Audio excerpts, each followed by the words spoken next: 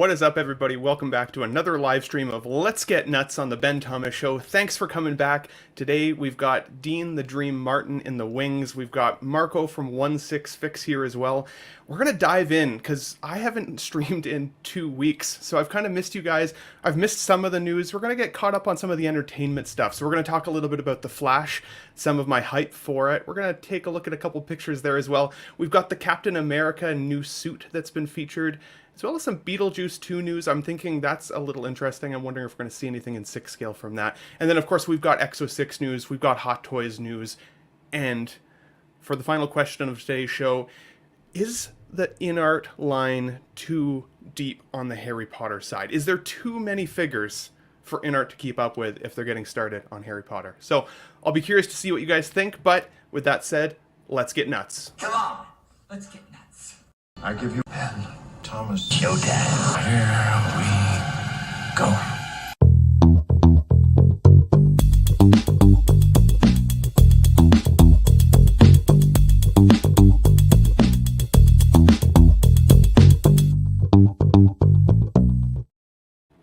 Alrighty. So, without further ado, let's get the slides up here, guys. Today, we've got Mr. Marco from 1/6 Fix joining us in a clutch hour, because I know it's your sister's birthday today, so I hope you did not skip the birthday to be here, but thank you. She's on her way back from being out of town, so, luckily the birthday dinner got pushed back a little bit, so timing worked out well. But if I have to choose between my own blood sister or my blood brother and Ben Thomas, sorry, sister. Your birthday is just kind of second tier to Let's Get Nuts. So. Thanks for having me, Ben. I'd love to hear it. She's always welcome if she's ever wanting to know what her brother does and has fun with it. Or unless you're like, no, hell no, like you're not invited into this. No, she follows the 1/6 Fix Instagram. I don't think she understands it, but she tries to hype me up. She's like, oh, these are cool. But I know deep down she's like, this is idiotic. So one of these days, she's sweet. One of these days, I'm expecting Gigi to be here as opposed to you. Just like, I'm going to pull up 1/6 Fix, expecting it to be Marco, and it'll be the lovely Gigi. Next here, we have Mr. Well, I should say, we don't have Mr. Pete today. Unfortunately, Pete from Only Fools and Collecting has a job interview tomorrow, he's told us. And so he's like, I might need to sleep tonight, England time. So he's breaking his 100% Let's Get Nuts record. He may still pop in, he said, but I'm not holding my breath. But if you guys don't know about Only Fools and Collecting, a subsection of Collecting Weekly, check that out. Pete is always a good guy, and he will be back likely next week, assuming he doesn't have early work hours. Let's hope not. We also have Mr. Dean, the Dream Martin, in with us today from Collecting Weekly. Good to see you, buddy. Thanks for joining. What's up? Yeah. The Wrecking Crew. The Wrecking Crew. Wow, love it. Yeah. What's up, guys? The hardest part for me is making sure that my show today is so vastly different from Tuesday's show, because when I have some of the same crew on, gotta make sure you keep some meat on the bone for the main show with the boys on Tuesday nights Collecting Weekly. But how's your day going, Dean? I know you were saying you were playing some Elden Ring before you jumped in. Yeah, I woke up real early. I think like at 3 in the morning, and I just started drawing. And what time did you go to bed if you woke up at 3? I haven't been to bed. Oh, I mean, I went to bed. I think I fell asleep like sometime around like 8. Oh, wow. That's early for you, so you just crashed. Yeah, I was watching YouTube and I just fell asleep. And so I woke up at 3, and then I was like, I want to draw something. So I just started working on art, and then next thing I know, it's like 10 in the morning, and I was like, I should probably do something else. So I hopped on Elden Ring. I was helping people out, and now I'm here. So it's been a good day. Good dude. That's awesome. Well, thanks for joining in. Thanks for not napping randomly right before the stream started, so I have to call you and be all nervous. Dean, hello. Hello, Dean, are you coming? So let's check in with the chat. And I know we've got a couple folks still rolling in, so we'll check in again in a bit as well. But we do have Thalia Meyer here. Hello, everyone out there. Good to see you, buddy. Thanks for joining in. We've got Gigi, the 1/6 Fix captain of the team there in the chat. You love to see it.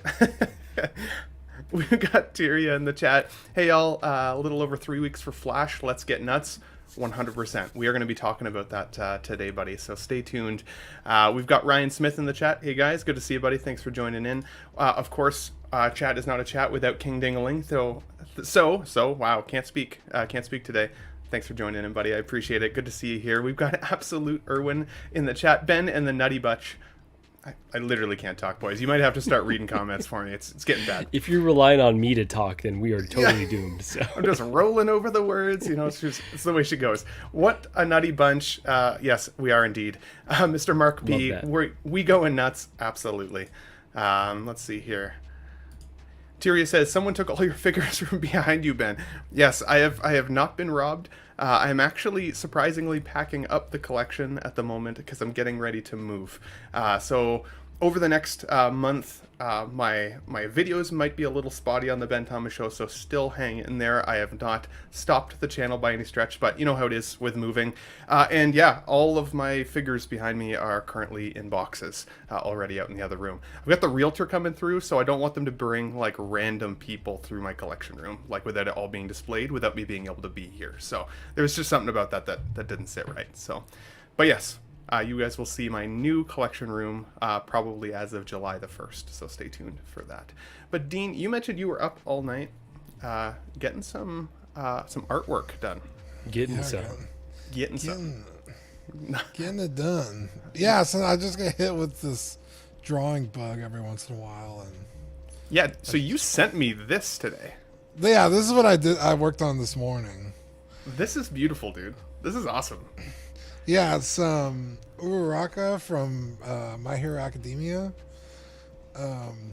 Ochaka Uraraka. She's an amazing character. And yeah, I just liked her a lot, and I was like, yeah, I'm gonna draw her.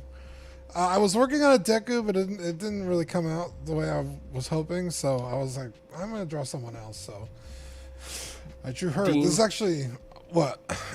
You're so talented, it makes me sick, bro. Like, this is just a character I don't care about at all, but it's beautiful. It's right. Yeah. That's well, and so the reason I had to bring this up, so everybody in the chat knows, is that like Dean, he's not like private about his art in the sense of like, but he doesn't like advertise it all that well. And I've said like for a while, you need like an exclusive Dean the Dream artwork page. That's just like where we can send people to check it out, because there has been some art, dude, that you've done that I would honestly consider buying and blowing up and putting on the wall. Like I did that with my Ren's Talentino art for the Jenna Ortega. I think having artwork from friends and community members makes a collection room potentially like even more special, at least to me in the heart, right? So, but I got some more here for you guys too, because as beautiful as this is, look at the detail in this one. Now, I'm not as familiar with this character, so you got to tell me who this is, Dean. Yeah, this is Guts from Berserk. This took days, and it's really funny because if I pull it up and take out all the line work, like the base drawing is very simple. It's almost messy. It's almost like a quick sketch, but it's in all the tiny, pencil strokes that it starts to come together. And this took, I mean, every single one of those dots on the sword, I did like. Crazy. My finger was hurting because wow. I hold the pin, and it's just like, sometimes I have to like stop and just listen to music for a bit because it's this took forever. So as a Christmas present for Collecting Weekly, we should do like some stress balls or something so you can get those like finger exercises going. You know what I'm saying? Yeah. I know some other finger exercises, but Dean, I'll DM you. Wow. Private chat. It's too early in the day. We're still drinking coffee over here, guys. It does involve tiny strokes as well, so we'll talk. That's fair. That's fair. You might get the brief. So if anybody missed the live show on Marco's channel on Friday night of LWO, go check that out. It was a hilarious stream. I needed the good laugh. I was drinking rum. I was telling stories. These guys were telling stories. We were sharing like bros. It was a good time. So if you missed that show, bookmark that for later because it's a good one. And we got into some pretty deep conversations, some really like meaningful stuff there too, which I appreciated, and I know a lot of the guys got some fun with. So check that out, LWO, on Marco's channel from this past Friday. Now, Dean, I'm not done with you yet, sir, because I also posted this one in the slides, which once again is just insane. Yeah, another Guts, and another one that took untold amount of hours. Because each, and this is probably just because I'm worried I'm gonna ruin my own drawing. There's so many layers to this that are probably unnecessary, but I'm like, well, this looks cool, so let me start a new layer in case I fuck it up. I don't have to redo the whole thing. So there are layers upon layers upon layers of this drawing. The real one is obviously much better from the actual artist, Kentaro Miura. But he has like this, it's like a wolf that kind of the armor symbolizes, and then, but the wolf is like surrounding him, and I was like, I don't really like that. I just want to do the cape. So it's actually the background of my phone. Oh wow, yeah, this is gorgeous, man. Wow. See, the wolf is like ensnaring him, but yeah, I mean, obviously I can never be this good, but yeah, I do all right. Oh, you're mute. Thank you. One last one, because this is super impressive, but I like that you can shift your art style as well. So again, guys in the community watching right now, let's all encourage Dean to make his own page and make some of these, at least for a digital sale. I like, even if you don't want to get into printing them and sending them, I get that, but digital sale would be cool, because even this Princess Oh, Peach yeah. is Princess super relevant right now. The Mario film obviously just crossed the $1 billion mark here recently. Now, yeah. obviously, this is a slightly older version. I want to say this is closer to like N64 Peach, if I'm not mistaken. Yeah, I think I did. Maybe even earlier. It might have been. I mean, her look doesn't change all that much. I don't remember which one I looked at for this, but She was a badass. She was a badass in the film. In the movie, yeah, I liked yeah, it a dude. lot. Well, I Oh, also really? really love what's her face. Zelda? No, the actress. Oh, from the film? Yeah, Oh, it's. I'm not sure who did Oh it. my God, what's her name? Anya Taylor-Joy. Oh, she plays Peach. That's Yeah. What awesome. was that? Yeah. I'm hoping didn't to watch realize it that. this evening. Honestly, Oh, it's one that I missed in fantastic. the It's theaters. already on digital. You could Yeah. buy it. Oh, I've got it queued up. I'm ready to go. Oh, it's fun. The pacing is very bad, but it's a fun movie. Yeah, I liked it, but I didn't like it as much as I expected. Now, I think it was also one of those, like, victim of going in with just way too high of expectations. It's still, I think, meant to be a bit of a kid's movie, which is okay. It's not a knock against it, but it was still jam-packed with Easter eggs and stuff. So if you're just a Mario fan, you're gonna love it, I think. There is You an know, after credit scene, so Yes, exactly. Oh, So, okay. we got 12-inch Moose Stream here. Good to see you, buddy. Hello, community of collectors. We also have casual nerd problems here. Dean, just take those glasses off. Subbed, sup peeps. Good to see you here. And Mr. Joker J. Weirdly enough, his name keeps popping up in my chats as Ochre J without that initial J. So we gotta get that sorted out, because I never know how to address him now if he's in the live streams. So we've also got Pablo Meza here. P-Rock was a blast. Good to see you He here. And always he's a unique guy to stream with. You never know what you're gonna get from him. So Wild card. all good. So, guys, let's jump into the first topic today, because the new Flash movie is coming 3 weeks away. And I gotta say, I'm a big Batman Keaton fan, or a Keaton Batman fan. And so I'm getting pretty hyped up for this film just in general. And I was taking a look at how vastly different, some of the suits are within the film. Obviously, we've got some different characters representing different characters. So we've got, the female Superman as Kara Zor-El. And then, of course, updated versions of the Bat suit. Now, I think this is going to end up being an absolute cash cow for Hot Toys. But Marco, I want to hear from you first. Do you think that Hot Toys is going to actually beat the movie and get a pre-order window open for something before we actually get a chance to see the movie, or do you think it's going to be afterwards? What are your thoughts? Yeah, I would think that it would be afterwards. I think we're probably going to get a tease at some point here soon, and then afterwards the figures will start rolling out. Now, I would love for them to, capitalize on the hype, because this one, it's building already. It seems like it's going to be a very hyped film, but I just don't think they're going to do it. I think their timing is normally just too weird. So if anything, a teaser and then the figure announcements and pre-orders shortly after the film, hopefully. That's fair. I want to see what Michael Keaton's like meal routine is, and like his skincare routine and all that shit. Because like this dude's in his 70s at this point. He's looking pretty badass considering coming back as Batman. It's crazy. We could all be so fortunate that way.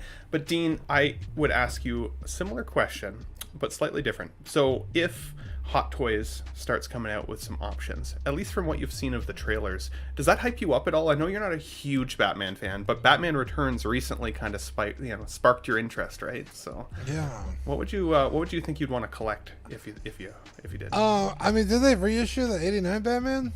They did. So yeah, that's up for pre-order, or was up for pre-order. It may have gone blue screen already, but Yeah, I may pick up one of those. I guess I'd have to see this Flash movie to know if I even want this rendition of Keaton. interesting. But no, yeah. I mean, I'm not a Flash collector, and I mean, I do have a Batfleck already. Mm-hmm. So I don't think I need another Batfleck. But Keaton is tempting, honestly. For sure. I really liked the CW version of the Flash, the Grant Gustin actor. I thought he played the role really well. Yeah. I've never totally warmed up to Ezra Miller. Now, there's a lot of folks that go into this film that are obviously not just Ezra Miller. So even if his character is a badass, I don't know if I'd pick up a Flash from them. I already have a Flash in my collection, which is the Grant Gustin CW one. I'm pretty good with that. I normally agree with you, Dean, that I usually want to wait till I see the movie before I'm like willing to commit to collecting. On the other hand, the Supergirl that they've kind of teased, I'm kind of like, I could see that coming to the collection even if I don't totally love the movie. And I know early critic ratings of this film have been pretty crazy in terms of being really good, so I'm kind of hyped up for that. Some of these initial pictures we're seeing on the left of what the Batman suit could look like in the film is pretty badass. And I do have the Keaton one coming. I've got it pre-ordered. So I'm not totally sure if I need a second Keaton Batman, but at the same time, if it looks good and the portrayal is badass, I may jump into it. The other thing that I'm curious about is who this next Superman is going to be. Do you guys think that James Gunn already has his actor picked out and he's just waiting to announce it, or do you think it's still under the process of being cast? I think they've got that person ready to rock. I just saw a headline from the John Campea show, Good Canadian Dude, right? And it was the title was "The Superman Legacy Film is going to begin filming sooner than you expect," and so I think that they're pretty ready to rock at this point. So excited to hear who it is. I'm hoping they go with an unknown, because Henry Cavill was relatively unknown right when they cast him, from what I recall. So hopefully, we get a well-known actor and kind of start the process of moving on from Henry Cavill, as much as that pains me. 100%. Have you guys ever seen the animated movie, The Flashpoint Paradox? So good. Yeah, Dean, I recommend you see that before you see this movie, just so you have kind of an idea of where I think they're pulling some of the story elements from. Is that on HBO Max? It might be. It is. It is. Okay. It's a great animated movie. One of my theories is that this isn't actually the Keaton Batman that we know, not the Bruce Wayne. I actually think this could be Thomas Wayne, Bruce's father. But it's hard to say. He's got a whole arsenal of suits that we've been teased in the past. That's my theory. So let's see if in 3 weeks I'm correct. I'm going to hold myself to it if I'm not, of course. But I'd love to hear from the chat. What do you guys think of the Hot Toys potential of these figures? Who do you think could be cast as the next Superman? Do you have any good theories? Any unknowns? Because I kind of hope it's a bit of an unknown. Henry Cavill for me was just becoming popular when I first saw him as Superman, and I remember him like knocking my socks off. He's a very handsome man. So I'd love to hear from you guys in the chat below. Who do you think is going to be the next Superman? Are you hyped for this film? Let us know those thoughts. Let's see here. We've got on the docket next. I clicked the wrong slide. This guy came up as a really blurry image on my Facebook the other day. I think that's all that exists at this point. It lit the community on fire, right? Because it was like, oh my goodness, now everybody who just bought the wingsuited cap from Falcon and the Winter Soldier, who's going to now buy another version? Should we wait? Are we now going to start seeing this hot toy on the left sit? Or are people going to collect that next definitive edition? And we did talk a little bit about that on Collecting Weekly Tuesday last week. but we do actually have a clearer photo. This popped up today. Now, to me, this looks a lot like the Captain Rogers suit. I think from, I want to say Winter Soldier, but I could be wrong on that. Correct me in the chat, guys, if that's the case. But Marco, do you have the Captain, or the Captain America coming with the wingsuit from Captain America and the Winter Soldier, or have you passed on that figure? So first on this photo, I hadn't seen this yet, so that's awesome that they've kind of got in front of this as much as they could, because that blurry picture definitely is not how you want to roll it out. This looks similar to the Age of Ultron suit, if I'm recalling, or the Civil War, like kind of in between those ones. Yes, thank you. So yeah, I like the fact that it's they're going back to the predominantly blue. I do have the Captain Falcon or Captain America on the way, the Falcon Captain America on the way. I'm not disappointed at all because we knew this film was coming. We knew we'd see a different suit. I'm actually glad that it's different because I really liked the all white. Like, for whatever reason, in the show, that suit didn't necessarily look great. I thought it kind of looked a bit cheesy. It maybe looked a little bit over padded, but as a figure, it looks incredible. So cannot wait to get that in hand. I'm okay with them kind of going in a different direction, seeing what else may come. If this figure is going to sit, yeah, I think it may actually sit. I think it may have been destined to sit even before this tease came up. I was kind of going through the calculus. Do I want to cancel my pre-order? I had a pre-order with Alter Ego. If you recall, they kind of got in trouble with Sideshow, had to take away the free shipping, no sales tax, but they grandfathered in all the pre-orders from before. So I'm kind of at that 375 mark, and I'm like, I could see this one drop pretty significantly. So yeah, it was a tough calculus, but I ended up moving forward with my pre-order and cannot wait to get it in hand because, yeah, really enjoy that iteration of the suit in terms of a figure, and can't wait to see what's coming down the pipeline for this character moving forward. Do you think he's going to end up keeping the wingsuit, even if they end up having another Falcon within the MCU? Oh, I see what you're saying. Like they might transition his Falcon suit to the the guy that they were alluding to in the show. Curious. Yeah, that's a really good question. That's not something that I really contemplated too much, but I would say the wings are so close to his identity. I could never imagine him giving them up. So I would assume they might have like two guys that are kind of flying people, or a new Falcon, and then Cap, who also has rocket power wings to accompany him. But I don't ever see him hanging up those wings. It's just too close to his identity. It is really close to his identity, but that's if he gets rid of the wings, let's just say if. That will make that iteration of the Captain America suit, I think, super chase worthy, right? Because then you're seeing that evolution. And let's be honest, I mean, he's the new Captain America. We're gonna see like 10 of these different suits. Dean, did you end up buying anything from like the Marvel television shows? Any collectibles at all? Whether that was in like WandaVision or Captain and the Winter Soldier? No, in fact, I started selling most of my Marvel stuff. You did. Interesting. But that cap is pretty tempting, honestly. It's more, I believe it's more inspired by the comics when Falcon takes over the mantle. Mm-hmm. So it's just a cool suit to have anyway. 100%. But I'm kind of gonna agree with Marco. I like more the all blue. Mm-hmm. So. Well, that's not what I said, but anyways, no, I'm kidding. Yeah, you said that they're going back to all blue. Yeah, I do like this all blue for sure.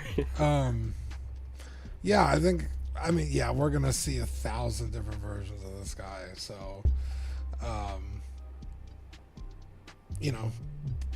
eventually it's going to be years, but, it'll be a buyer's market. People will be selling this guy for the definitive edition in 2 years from now. Yeah.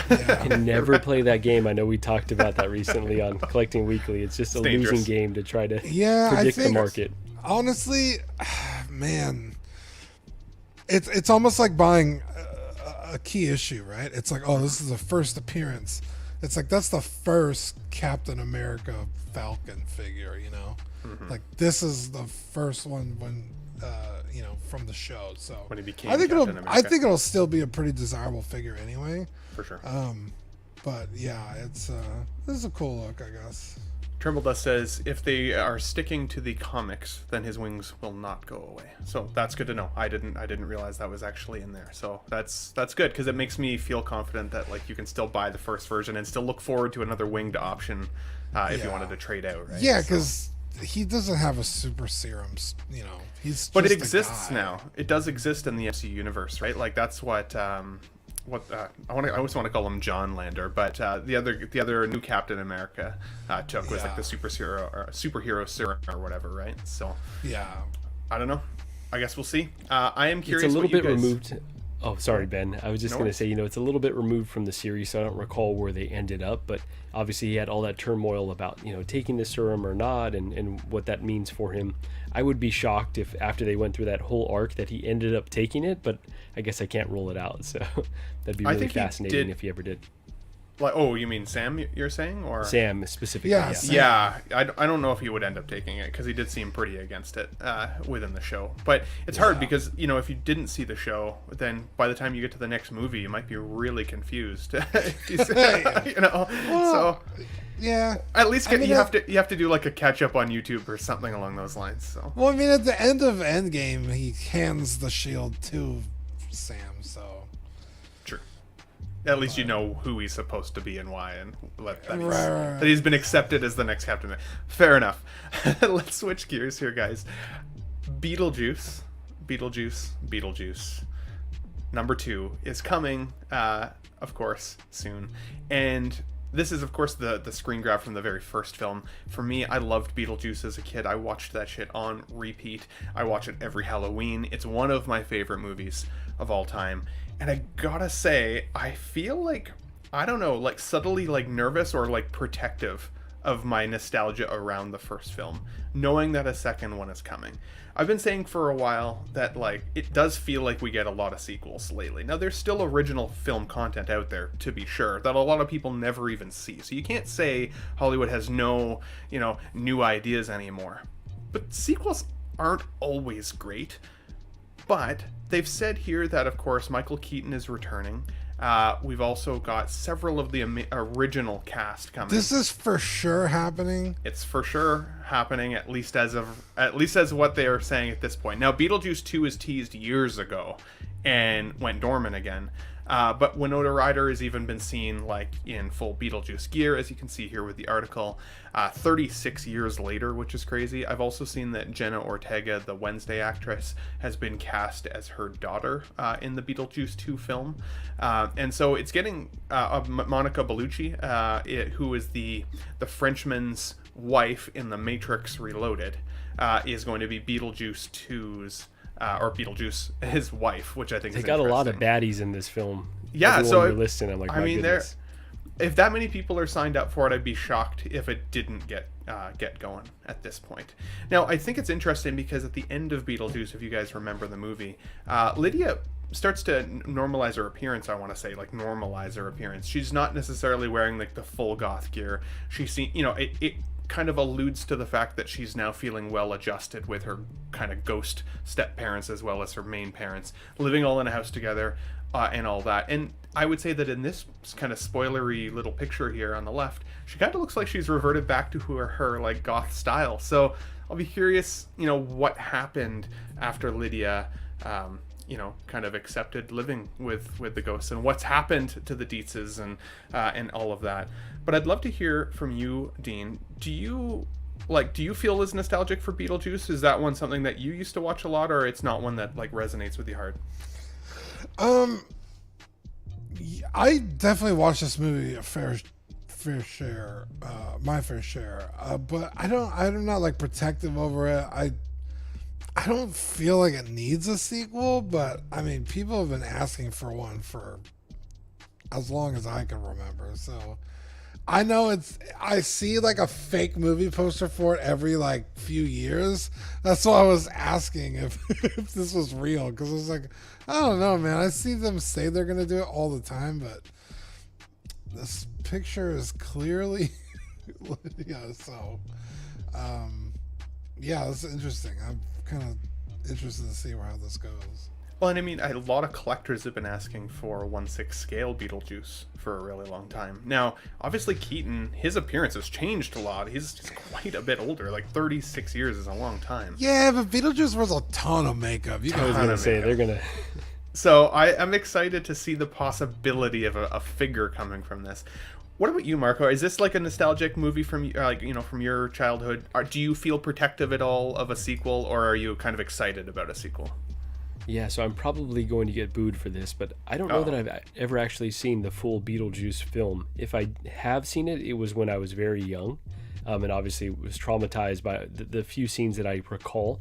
So this is not a property that I like is too near and dear to my heart.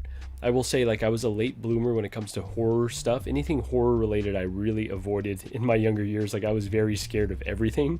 And as I've gotten older, like, I've actually gotten more into horror, kind of embraced it. And like, just like spicy food, it's just like, that feeling where you're tense.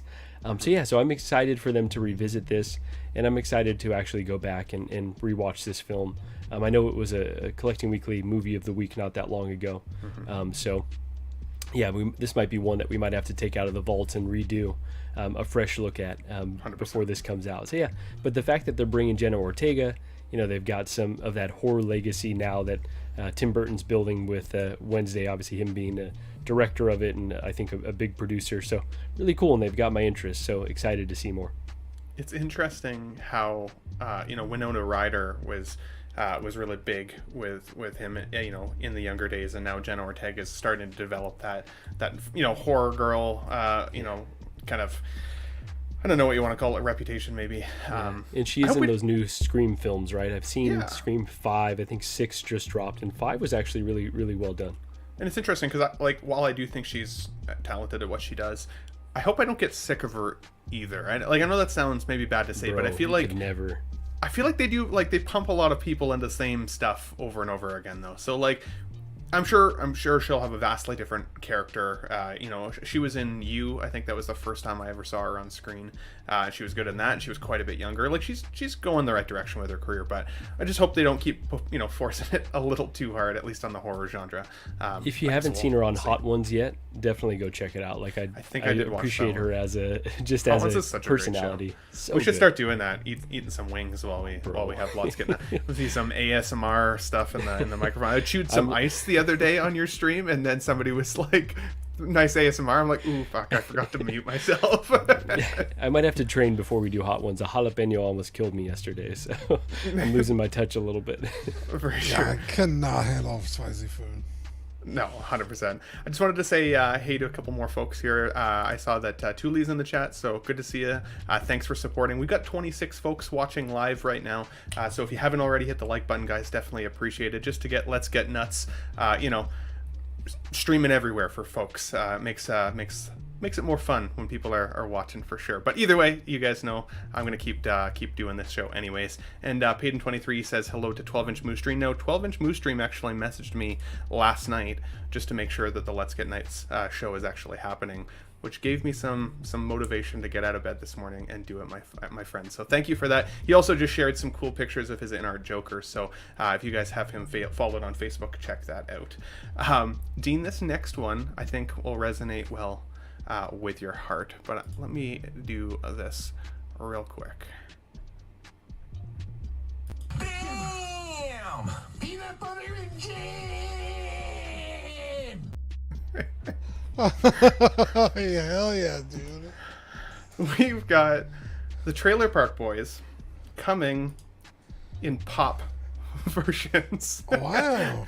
And this made me really laugh because in terms of 25 years of Funko, I love the fact that they're doing some Trailer Park Boys, guys. Now I don't collect Funko Pops all that much. I have a couple, but these ones might be ones I actually buy. I love these guys. Man, I can't believe they haven't done them before. I don't think I've ever seen them. Now, again, for those true pop collectors out there, correct us if we're wrong. I've never seen them on any shelves before. Yeah, I just so everybody's aware, I love the Trailer Park Boys. I say decent all the time. I say fucking Way She Goes all the time. It's definitely where I get half of the way that I speak in life from this. This is the way. That's not the right one. It's hot. It's the way she goes, buddy. The fucking way she goes. These are the first ones. These are the first. So Wow, these that's may crazy. actually 100% come to my collection. I have Trailer Park Boys on in my house every single day, so I'm excited about this. But I know I just wanted to. Ricky. Have you been able to see it yet, Marco? Have you watched it? I Marco. haven't. It is on the list. I think Gigi and I will both begin watching it because we're always on the lookout for really dumb comedies. She likes Workaholics. She doesn't love it. She's like, it's a little too raunchy for me, but she'll watch it every now and then. Like Always Sunny in Philadelphia, we watch episodes. So I think this is kind of in a similar vein, maybe, right?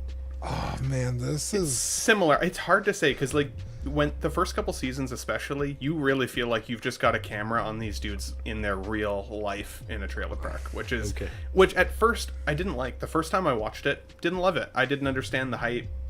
It's when you start watching it like kind of like The Office, whereas you kind of get to know the characters a little bit. You get to know what Yeah. makes them work, what their triggers are going to be, how they say things. Like then the show progressively gets funnier and funnier and funnier to the point where it's like now I just says I've seen every episode so many times that like it becomes so quotable, right? Which I think is awesome. yeah. It's you really have to give it a season or two. I think the first season is pretty short, if I'm not mistaken. Oh yeah, like I think it's less than 10 episodes. Yeah. I think it's 6 episodes. It is like somebody holding like a camcorder from like the 90s and filming these guys. There's like no production value at all, but it just gets so good. I could not stop watching it, dude. Fantastic show. It really is about nothing. You know how like Seinfeld is about nothing, but this show is like it's really about nothing and then just them living every day in a trailer park. Scheming ways to try and make some money so they can, pay for their next loaf of bread and some bacon and some smokes and some drinks and and trying to stay out of jail with some creative, under the $1,000 marker crimes the best part of the show is like usually the end of every season. It's so funny. Yeah. Oh my god. But and of course, yeah. most people know I'm Canadian. This is shot in Canada, so like there is a lot of just like Canadian things that come up too that I'm just like, it's funny. Like some of the you gotta watch it. 12-inch blue stream. You've said you've never heard of Trailer Park before. I guess I'm that old. It's a pretty old show. I think they've had, I want to say now 12 seasons. I think it's 12 seasons. Yeah, like 8 movies. Yeah, like there's a lot of content out They there. still so. tour. I had no idea. Yep. They do live shows. In fact, I want to say one of the movies is one of their live shows. I think it goes to Texas. I think I watched. Oh yeah. Trailer Park Boys Go to the USA or something like that. Yeah, that was yeah. a funny one. Yeah, it's a fantastic show. Our friend of the show, Rainer, was always telling me to watch it, and I was like, dude, I was like you've been. I was like, I don't get it. Like, I'm not feeling it. And then you and Zach just started talking about it, and I was like, well, Rainer's been telling me to watch it for like years at this point. Now these two guys are talking about it. I was like, I'll give it another shot. And Ricky is he's such an idiot, but he's so lovable. And like you kind of just root for him, even though you shouldn't. Sounds like Zach, honestly. No, shout out to Zach's father. No, this guy's like to call someone a loser is like really mean, but Ricky is a fucking loser. But you can't help but love him. Yeah. I cannot stand Julian. He's such a piece of He's a shit. piece of shit. I hate Julian so much, but Bubbles is the best part of the show. I love that the Without a Bubbles doubt. figure here comes with a kitty as well. Comes Love to with see it. one of my kitties and hanging out with Julian and fucking Ricky. So Sorry, Marco. no, that was perfectly timed. You're getting these, I'm assuming, yeah? You're chasing these? Oh, I'm probably gonna get these. 100%. Yeah, these would be fun. These would be fun to get. And for 25 years of Funko, like that's cool. I like that. There you go.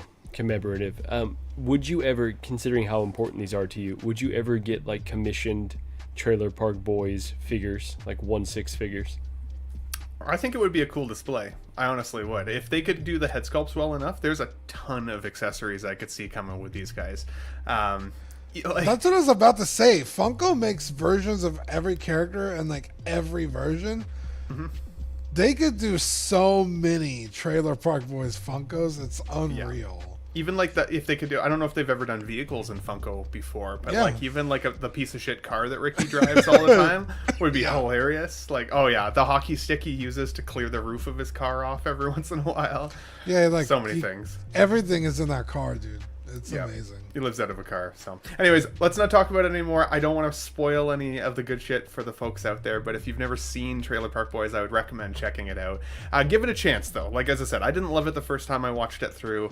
It took me a couple watches. They're only, I think, 25-minute episodes. They're a very low level of time investment for the most part. So Gotham Cenobites, I watched the whole thing. I've watched every once I got going, I could not stop. I watched the movies. I watched anything that was on Netflix that said Trailer Park Boys, I watched it. Yeah, it's all over Netflix, so I think so. Next, we've got EXO-6 news. So, just so everybody is aware, I like Locutus with Borg from Star Trek The Next Generation, just in case, I've never said that before. EXO-6 has had this one on pre-order for a really long time. It finally sold out, and it was supposed to come in March of 2023. It is, of course, now most of the way through May, and I've had 2 delays from EXO-6 on this figure so far. So I'm starting to feel like a little disappointed, but at the very least, Nenjin, the developer, keeps teasing on his Facebook account some photos. So we did get a chance to see this past week. This is apparently a production model of the figure itself, not the prototype, so I think that's pretty cool. This zoomed in picture on the right hand side I don't think is the greatest photo. It shows a little bit of rough paint work, but I think when you see him at a bit of a distance, I do think that the figure itself is going to be a banger. I love the Borg in terms of Star Trek villains. It's one of my favorite of all time. And so, of course, I've got my First Contact Data already, who has, an encounter with the Borg during the movie The First Contact. I'm also really excited to get this Locutus. I have found a good deal on a 7 of 9, so she's going to be on the way here pretty soon. I'm excited for that. And, just having a Borg display, I also think I'm going to get the regeneration alcoves that they're making as well that can go in behind your Locutus and some of your other Borg collectibles. So it's coming. That's kind of the message that I wanted to give you guys. It's coming. If you are like me out there watching either in the chat or on replay later, it's coming. But what I also noticed in this one tease on the left is they've teased Lieutenant B'Elanna Torres from Star Trek Voyager. Now, we've talked a little bit about Voyager being one of the most developed lines so far when it comes to EXO-6. They've got the most figures. And we got this picture posted the other day, and I love how, it's very badly, blurred out in the sense of, they could have blurred it out almost even more, but they didn't blur it out enough to not know what the figure is going to ultimately look like. So it's not the greatest tease in that sense, because B'Elanna, I think, looks pretty good. She's left of the captain. For anybody who's not a crazy Star Trek fan, she's the Klingon engineering lieutenant. She's great in the show. She's one of my favorite characters in the show. She ends up having a relationship with Tom Paris, who's over her shoulder to the right-hand side. So far, I think that Tom Paris looks the worst. The Harry Kim on the right of that looks still a little buttery to me, but he's growing on me a little bit. I do think the B'Elanna might actually be one of the better, options here, as well as the 7 of 9 and Tuvok. But that's my opinion, at least on that. Guys, I know you're not huge Star Trek fans, so that's why I took the reins on the majority of that topic. But Dean, you said you did have a little bit of experience with Star Trek The Next Generation as a kid. If you saw the Locutus aboard with Picard there floating around, do you think that would be something that would still bring, you'd bring to your collection if it was the right price? Or you're like, no, I'm not going to collect any Star Trek? I'd probably buy it for my dad. That'd be cool. Because he loves Star Trek. He's a Trekkie, through and through. The way I am with Star Wars, he is about Star Trek. He knows ships and where they were manufactured and all of it, And so it's probably something I'd pick up for my dad. That's awesome. I feel like I need to give Marco control over like a Homer Simpson nerd button when I start like really getting in the weeds of like who's the character, and I'm like, oh, I like that guy, and she's dating that person. What?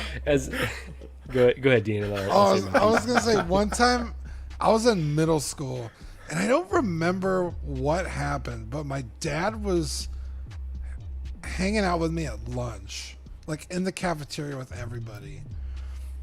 And somebody was talking about Star Trek, one of my friends, and my dad was like, oh, and like next thing I know, he had like a crowd around him of like all the Trek kids, and he was just, That's awesome. I was like, what is happening? Because, you know, I don't know anything about Star Trek, so yeah, it was hilarious, but yeah. That's awesome. Hey, you know what? If you can get people to talk Star Trek with you, we could talk about that shit for hours, dude. It's a deep rabbit hole. Apparently, yeah. Joker J says Ben keeps saying Balana making me hungry. No doubt. We've got Calvin, aka the Low Key Collector, in the chat. Good to see you here, buddy. Thanks for joining in. Hopefully, we'll be able to get Calvin live with us here on one of these Sundays. He's a busy dude, and he's been all over the streams lately. He also does have a personal life, so fair enough.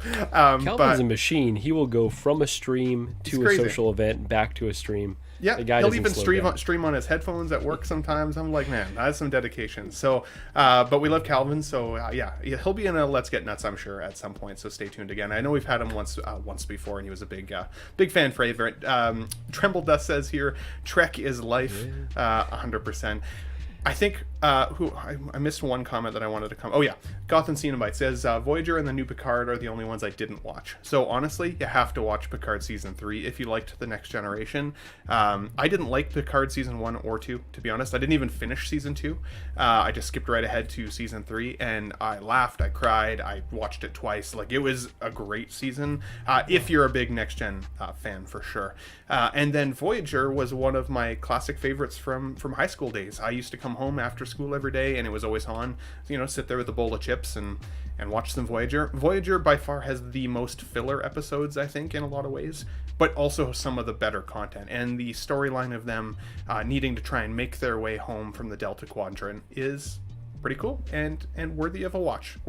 So he says Next Gen is my fave. Then you will really like Picard season 3. I would be shocked. Let me know what you think of that when you get a chance to see it. And of course, for anybody watching on the replay, are you guys still bought into the EXO-6 lineup? I've seen quite a few collectors out there, including guys like Denobi, who previously really liked the Star Trek line, is backing out entirely because of some of the roller coaster of quality that we've been seeing from them. I'm still on board, and I'm still going to talk about them in the Ben Thomas Show. So if you guys tune into my show because you like the EXO-6 content that I do, that's not going to stop. I'm going to give an opinion on everyone because I love Star Trek, whoever makes it. I don't care as long as we get some of that content. But I'll also keep my opinion pretty honest when it comes to whether I think they look good or not. Because I think some of them look amazing, and others I'm like, could have been baked a little bit longer in the oven. So let me know, are you guys still bought in to the EXO-6 line? And what's the next one you've got coming that you're excited about? I'd love to hear from you. Now, one last thing when it comes to the Voyager line. Apparently this guy is shipping within the next 2 weeks. That was just an announcement, I think, about 2 days ago. So if you've got this guy on pre-order, you should start seeing him roll through in terms of the emails there pretty soon. Gotham Cenobite says, if I started with season 3, will I be lost? Barely. There is 1 or 2 characters in there that are kind of related to season 1 and 2. But honestly, as I said, I didn't even finish season 2 and skipped right to 3, and I felt like I was able to pick up exactly where I left off. Each season is kind of its own storyline. So there's 1 or 2 characters that you won't know, but for the most part, you can just assume it's basically like a season 1. You'll like it, I think. EXO-6, I only say this. If you're going to continue making Star Trek characters, share with us a little bit more of your plan. They'd given us their announcement plan last year. Some of those have been significantly delayed. But this picture here just shows, captains, first officers, medical staff, and engineers. But this is just like a small collection of what we could potentially see from Star Trek down the line. So I'd be curious to know more of like a 1 year, 3 year, 10-year plan from them. even if that's not the case, maybe Nanjin's going to stick to what he said and only do this for 3 years. Well, then that only gives him a year left, and there's a lot of characters. So that may actually make some 1/6 collectors bow out, because they're like, well, I can't complete the line, so I'm not going to even start. So give us a projection on 1, 3, and 10, if you still plan to exist that long, because I think it might actually help people plan their collections, their collection rooms, and all of the good stuff. Now, this popped up on my feed the other day as well, and I was a little excited about it. It's a small scale. If you're listening on audio, we're looking at the Gargoyles newest NECA release, or announcement, I should say. Now, this, I can't remember the character's name. You guys can help me in the chat. Should have looked it up. Do my homework. You hate to see it. But I recently got the Goliath, and I think it's a pretty cool figure. I really like it. It doesn't totally fit in my collection space, which I think is the challenge. And I think it might be because he actually needs his team of gargoyles. Now, I know, Marco, you really do... Sorry, go ahead. Lexington. Lexington, thank you. Yes, Lexington, yeah. Great character in the show, and I used to watch that also on repeat back when I was younger. I loved the theme song for it. But Marco, I know you don't really like NECA anymore because they damaged your box one time. I'm just kidding, that sounds really harsh. Do you have any interest in the Gargoyles lineup? Does this have any nostalgia for you at all? Not, I wasn't a Gargoyles guy at all. I think you're totally right. We don't talk about NECA because their customer service was extremely, off-putting to me. So ordering directly from them is something I will never do again. Shout out to Stephen Percha, though. This is the, box that he sent me that was pristine. So on display here, as I planned to do initially. What an angel. I'm disappointed we, moved on from the Star Trek talk because I had a few things to clear up, honestly. Oh, sorry. Number one, no, Let's that's go back, fine. yeah. I just because I have no interest in this guy. But number one, this is an Equan, right? Okay, so This number is not two, Equan, also kind of racist. well, that's my guy Equan. Shout out to him. Number two, I had Next Generation. I think I told you I had almost all the action figures growing up. I didn't watch like a ton of it, but I watched a lot of episodes and I had all the figures. That Locutus, that's how you say it, yeah, the board. That figure that I saw at Comic-Con really interests me. Obviously, the ship has sailed on me getting that one, but I thought it looked terrific. So hopefully the final comes out as strong as a proto that I saw. And I will just say, shout out to Deanna Troy, right? That's one of the characters in the Next Generation.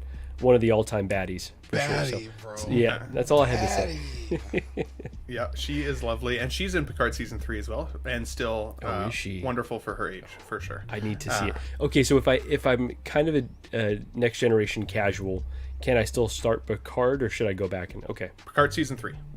I would just skip straight to straight it, to- honestly. okay. Yep. It feels to me like the unofficial season 8 of Star Trek: The Next Generation. Like they did wow. it, they Okay. ran it in that well. So, and I freaking loved it. So, Amazing. but also like losing Data back in one of the films in Nemesis was also one of the most devastating experiences for me as a movie-going Star Trek fan when I was younger, because he was always my favorite character, and we get a chance to know a little bit more about Data in season 3. So, Oh, really? Interesting. yeah, but I don't want to lose too many people because I know not everybody is a Star Trek fan. I totally get it. In terms of the Gargoyles here, Dean, do you have any envisioning of collecting Gargoyles? Was this nostalgic for you at all, or are you kind of like, nah, pass? No, I watched the show when I was little, but I was never like a Gargoyles fan. I watched it because it was like on TV. But I pulled up the name for you at BBTS, and they are pushing through this line. I don't they really are. know. Lexington's up for pre-order. You could get Goliath, Brooklyn, Hudson, Broadway, Demona. You could get Bronx, I Bronx, think. the Yeah. dog, Yeah. and Eliza Maza, I guess is how you say it. And it's interesting because Bronx the dog comes with folded Goliath wings. So whereas the figure Oh, comes nice. with like splayed out wings, Yeah. so if you get the dog, you can like have it kind of like where it's like wrapped around him, like almost like a cape, which looks cool. Nice. And in terms of display space, that's actually one of the reasons that I've had a hard time with my Goliath is because of the dramatic wingspan. I can't fit him in anything very well. Yeah, so because NECA are 7-inch scale, maybe. I think they're 7-inch scale. So I think for the most part, like rough 7-inch scale, but like Gargoyles in general are pretty freaking huge, right? So- Giant, yeah. So, yeah, these are monster figures, and I mean they are about $10 more than your average NECA figure. Mm-hmm. But I mean, that's cool that you could get the whole lineup. I mean, Yep. And I think that's what's mine is missing, Dean. I think just that I have Goliath standing here by himself, so I didn't love it. If I team him up with his other Gargoyle companions, I'm like, okay. and they're all in stock except the 2 that are on pre-order. I know, it's a slippery slope. I gotta save some money until I get my new place here in July. So True. I'm gonna cap my spending. Don't enable me, Dean. I see what you're doing there, buddy. I see what you're doing.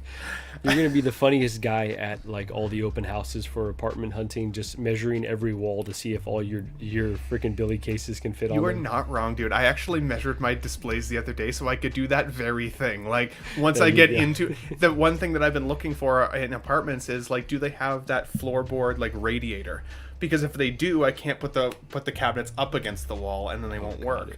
So I'm like, can you imagine? Oh, that would be the worst. I'd be so upset. I just spent all this money to get this thing developed and lit and all the good things. So we'll see how she goes. What's the chat saying here? Gotham Cenobite says, I paid for the year about 7 months ago and will definitely get to it eventually. I think he was talking about Paramount, his Paramount Plus subscription. We've got Caffeinated Comic Fan in there. Is there anywhere to stream Gargoyles? For me on Disney Plus. I don't, but I'm in Canada. I don't know how it is for you guys in the States. It's a Disney show, so I'm assuming it is on Disney Plus. Yeah, it's a classic show. I mean, right straight from like 90s, early 2000s. Like it's a great. For me, it's a contender. It's up there with how much I used to love Batman the Animated Series, even the Ninja Turtle show back then. Like there was a lot of those shows, but Gargoyles is awesome. I liked that it had a bit of a darker tone to it. It felt a little bit more adult. It didn't feel as much like a kids show, similar to how I felt about as I said, Batman the Animated Series, just having that little bit of a darker edge to it. So I recommend a rewatch if you guys have never seen it. And the theme song for it is a banger. But we've got another 45 minutes to an hour here, guys. We're about halfway through the show. Again, we've now got 30 people in the chat. So if you're new, welcome to the Ben Thomas Show. We're talking live today. We're going to go into some Hot Toys news here as well in just a moment because this popped up. Now, I want to keep this conversation relatively brief because I know we're going to talk a little bit about this on Collecting Weekly on Tuesday's live show as well. But I would say last year when we did the Collecting Weekly Figure Awards, Dean, and you can correct me if I'm wrong here, the Miles Morales figure, a lot of people were saying could honestly be like the figure of the year. And they were loving it. Now, I don't own the figure, but I think you do, Marco. Did you ever end up getting the Gwen Stacy to go with your Miles? No, and I love this film. Into the Spiderverse might be the best Spider-Man movie there is, honestly, and one that I slept on for a long time.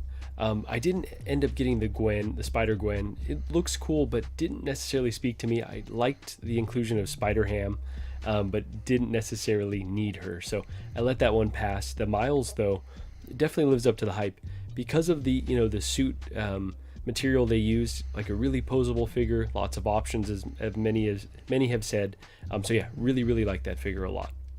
Now, do you think that this tease is going to be something that actually gets you more excited about the film or the figures? Because for me, it made me excited about the film because I do like the character design of the 2099 suit.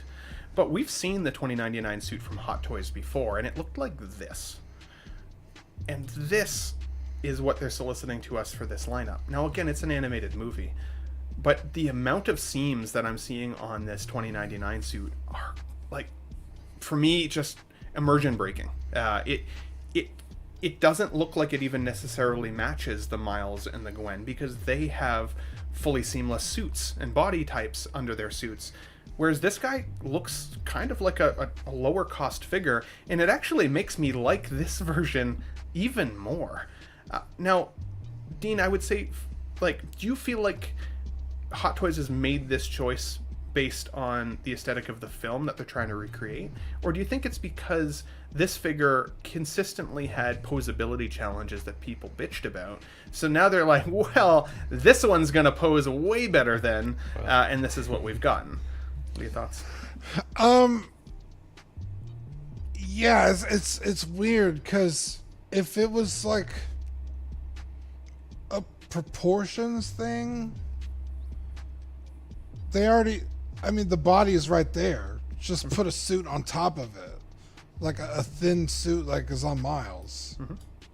It doesn't have to be the rubbery one from the 2099. So it's like you already made the custom body, so just put a suit on top of it. It's like, I don't get it. I could not tell you what the hell they were thinking. I guess since like this is available, they're like, let's try something else. I don't know if you can still order this one. I've seen this guy floating around for a long time, like at least even on Facebook groups and stuff, because a lot of people picked him up and then moved him on because he was hard to pose with his like hard, like I want to call it plastic, or like I think it's plastic, not rubber, but in the front section there of his like spider emblem, you couldn't bend him very well. You couldn't do some of the dynamic poses that you see without at least risking, cracking that plastic. I think Marco, this guy is still in the bargain bin, honestly. I don't know that he's sold out yet. With you being a big... Still get him. I mean, I might consider it, or I wonder if he'll go sold out now, because if people have been waiting to see the 2099 version, somebody like Zach, who's good with painting, even like you could brighten this emblem up a little bit, and even just kind of change it if you already have the figure to kind of match more the aesthetic of this film. You need to do a custom web cape as well, right, to kind of match up a bit more. I guess so. I don't know, Marco, since you're a big fan of the first film, were you hyped to see what the figure releases would be from this newest film? And like, does this excite you or does this disappoint you? Like, what are your gut checks on this? Yeah, absolutely. Really, really excited to see what's coming from this line. A lot of potential. I'm with everyone, though, pretty disappointed by this first preview of this 2099 figure. Not quite sure what they were thinking revealing it like this. This feels like if you're going to really deviate from the rest of the designs of the line, give us the full-on reveal. Like, show us exactly what this figure's going to come with. Show us him posed up really well and like what it would look like on our shelf, because like this, it's just not impressive. And it does, these all do scream cheaper quality than what Hot Toys, what we're all in Hot Toys for, right? We're in it for the movie realism, and this is not necessarily accomplishing that goal. So I'm not going to give up hope that the 2099 will still be a really interesting figure. I think there have been plenty. I think I mentioned the Venom before that, didn't seem like my cup of tea, but the more I saw of it, I was like, oh, actually, that's really cool. That's like something that would be very impressive on my shelf, and glad that I added that one. This, I'm still going to hold out hope that I'll come around on it, that as we see more, it'll actually end up being a cool figure. But this first tease is just a big time L. So I would say Hot Toys communication continues to be an issue, not putting their best foot forward in this instance. Well, and you made a great point, because that really resonated with me about, like, you collect Hot Toys for kind of that realism.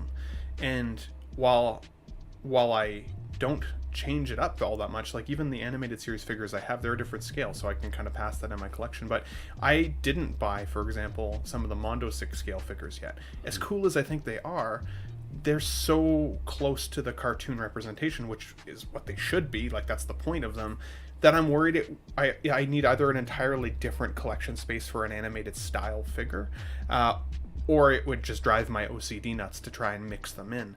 At least with the Miles and the Gwen, if you have the masks on, you can kind of, you can kind of fits it in there a little bit. Like, you can kind of fake it. They don't necessarily look like animated. Whereas the 2099 suit here, at least this tease, looks super freaking animated. And I would be worried that, like, if I got this to go with a Miles and Gwen, it would actually just break the immersion of the collection entirely. It would be an eyesore, even if I still think the design is cool. Like, I like the colors. As a toy or as a figure, I still think there'll be some cool stuff about it, and I'm excited to see people's pictures, because like, there's a tease and then there's people's in-hand photos and like blogger photos and stuff, and there's always going to be one of those pictures out there from somebody that's like, oh damn, that's pretty cool. Actually, Niculio the Great and Powerful is in the chat right now. He says the price will ultimately determine the verdict on this one. I hope you get it, Niculio, because your pictures, my friend, are awesome. If you don't check out, or if you don't already follow Niculio the Great and Powerful there on Instagram, check him out, because he's got some really cool stuff in there. He just posted this Lando picture and almost made me buy Lando today. Right? I've been on the fence for so long, and I was like, that's such a cool pose. So. And we got Big Dog Pound 1 in the chat. Good to see you, buddy. Thanks for joining in. Definitely appreciate it. That's how you greet it. That's how you greet your guest, man. What did I do? Did I give him the finger? You didn't give him a woo. You hate to see it. Woo! Good to There see you you here, go, buddy. nice. Heck yeah. Everybody's speakers on their Love it. televisions just blew out to 30 people watching. You hate to see Amazing. it. I apologize, folks.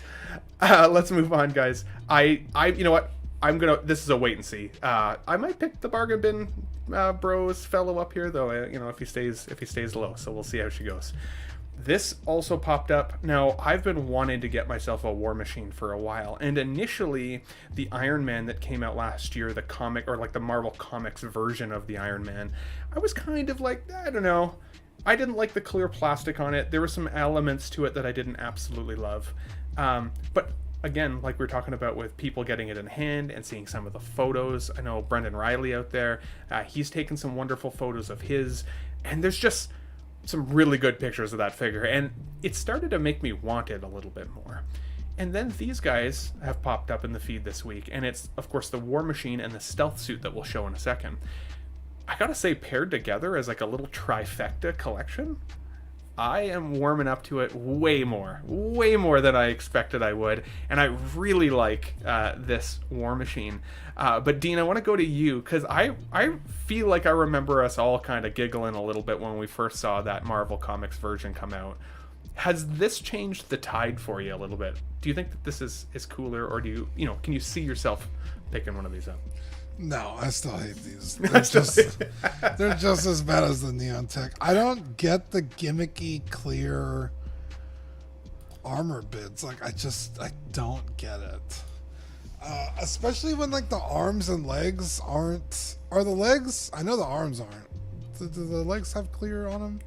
Let's see. I think I got a couple more pictures I don't here. think they do. Yeah, it's like, what? Why the abdomen? Like, I don't get it. I hate it. Yeah, I don't see This much would be on the such a cool figure if it was all just like gunmetal gray. It would look fantastic. That classic comic book, but like modern twist. Mm-hmm. But just the way they sit, like they just piss me off. I don't like them. I think if you have an Iron Man display, though, this will still look really freaking cool, because it, like, again, it doesn't look to me enough like a comic or like a cartoon sort of thing, like we were just talking about with the Spiderverse. It just looks like another version of a Tony Stark suit. I could see this blending in with an Iron Man collection and looking pretty crispy. I'm not gonna lie. What do you think, Marco? Do you like this? Has this made you reconsider maybe buying some of these?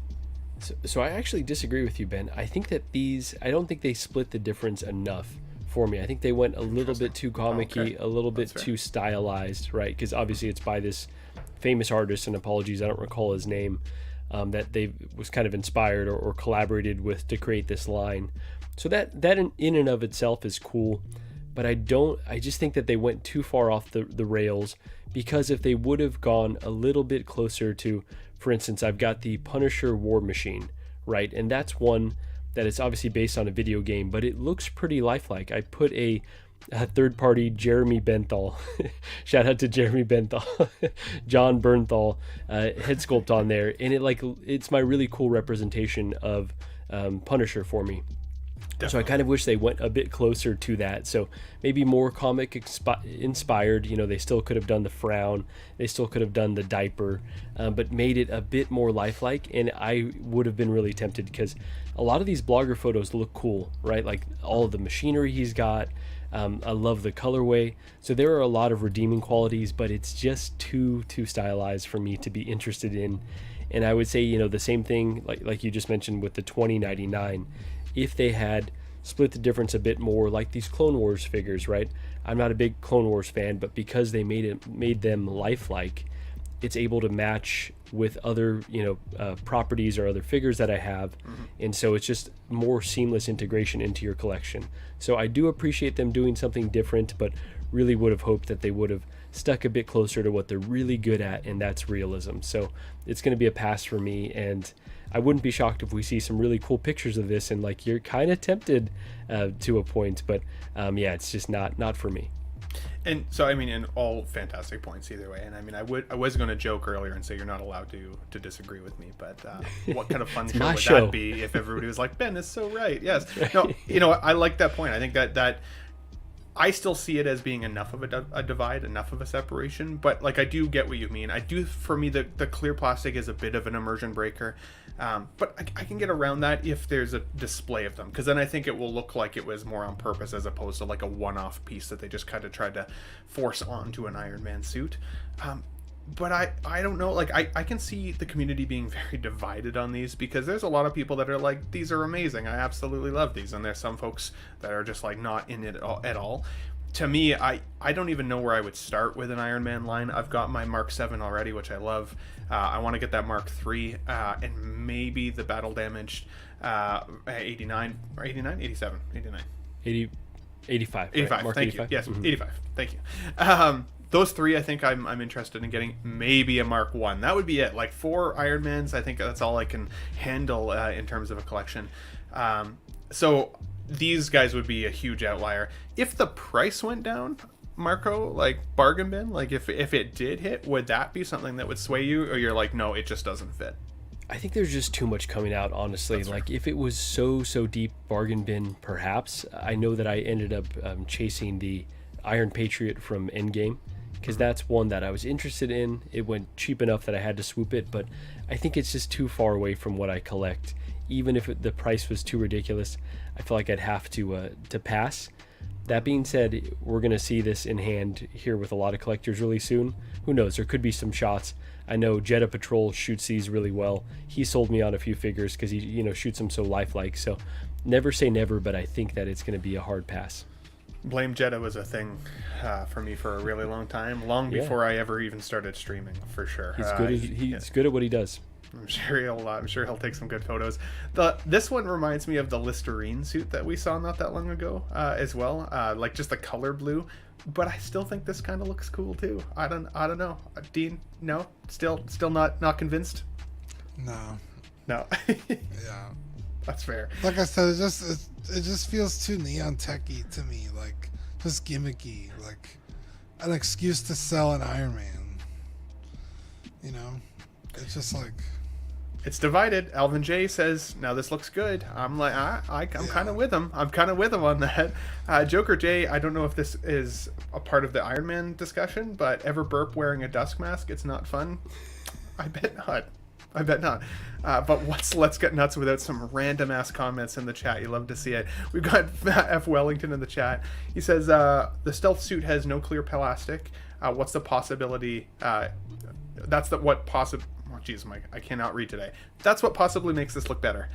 Maybe. Yeah, I can see that. It's weird, though, that the other two do then have the clear plastic and this one doesn't. So then it's like, did you forget to put that on? Or this one is clear, but it's tinted blue, so it goes better with the blue chrome under it. Like, so you're saying, like, because there's the clear plastic around the shoulder caps there. I see what you're saying. Right. But it's tinted blue, whereas the red suit, it's red underneath and then clear on top. If that was tinted red, it would probably look better. But both of these are clear, and then that one's tinted blue. It's like, pick a fucking thing. Like, pick a thing. Yeah, I see what you're getting at. I'm worried about yellowing plastic. I would say for the most part, like.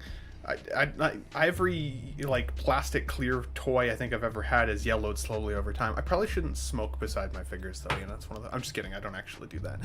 But we've got a super chat from Mr. Alvin J. $1.99. Damn! Peanut butter. What? Did we just become best friends? Yep. You get 2 of those for $1. You love to see it. Yeah, thanks, Mr. Alvin J. I appreciate it, buddy. Always appreciate your support.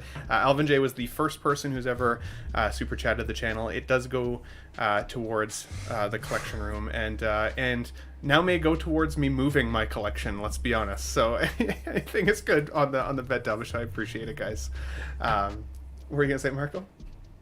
Oh, nothing at all. Oh, I thought you had something on the tip of your tongue. I was like, ooh, like what is it? I was gonna ask if these are California dollars or.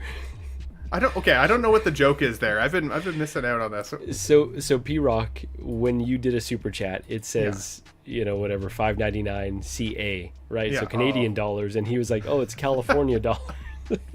And I don't know if he was joking or if he was confused. You never know with P Rock, but Mario lost his shit. It was the funniest. I missed that entirely. That's amazing.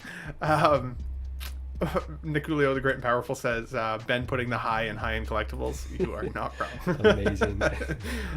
Let's move on. We've got a couple more slides to go, and then I know Marco needs to get to his sister's birthday here, so I don't want to keep you too long. This eye popped up. I'm going to keep this pretty brief because I know it's had a lot of coverage so far. I think chief complaint is not actually with this figure. It has actually more to do with this figure or this character in the film. I don't love... and spoilers, if you haven't seen it, I'll try to keep it pretty spoiler light. I haven't seen it. Can I say it? Maybe I can say it. There are some accessories that are missing from this figure as a result of the movie. That's all I will say. Spoiler. Okay. Wow. And I don't love that aspect of it. It makes me want to actually go back and get some of the other Star-Lords, not necessarily this one. I liked the eclectic look for the Guardians in the past when they're not all wearing uniforms. And I know this comes from the comic representation of the characters. But I feel like I'm missing some of those accessories. Now, the head sculpt I actually do think is pretty good. I questioned the other day whether Chris Pratt was wearing like a wig in the film, because it seems like his hair has gotten more like luscious in the last couple of years, where even in the first Guardians film, he was like having a bit of a receding hairline. Now, I mean, money cures all and all of that, but I am curious because the figure kind of looks like he's wearing a little bit of a wig, and so did the character in the film. The only thing I will say that I don't also love about this figure, I guess it's not the only thing. The second thing that I don't totally love about this is the expression.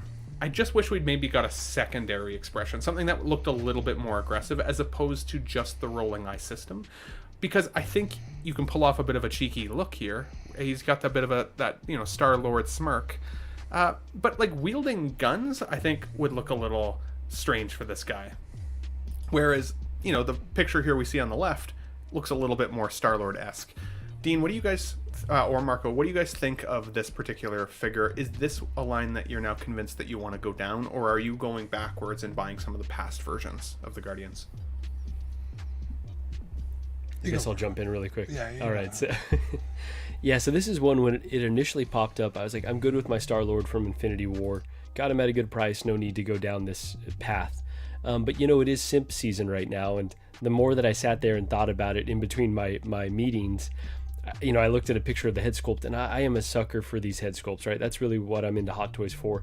To me, it's like spot on Chris Pratt. Love Chris Pratt. Huge fan of Parks and Rec, right? So I've been a fan of his for a while. And I was like, I got that rocket. It was pretty expensive. I wasn't happy with the price, but I ended up putting in a pre-order. And I actually enjoy the price that they put this at. It could have been, a bit more with more accessories, but I'm actually, pleasantly surprised with where they put him. $260, right, is the sticker price, or is it $265? $265, I think it was. There you go. So happy overall with the price. And I was like, you know what, I'm going to go ahead and get this because I've got the rocket. Now, I don't need to collect full lines. I'm not that type of collector, but I do like some, companion pieces if I intend to get both of them, or I like both of them, standing alone. So I think, this guy and Rocket could look really nice.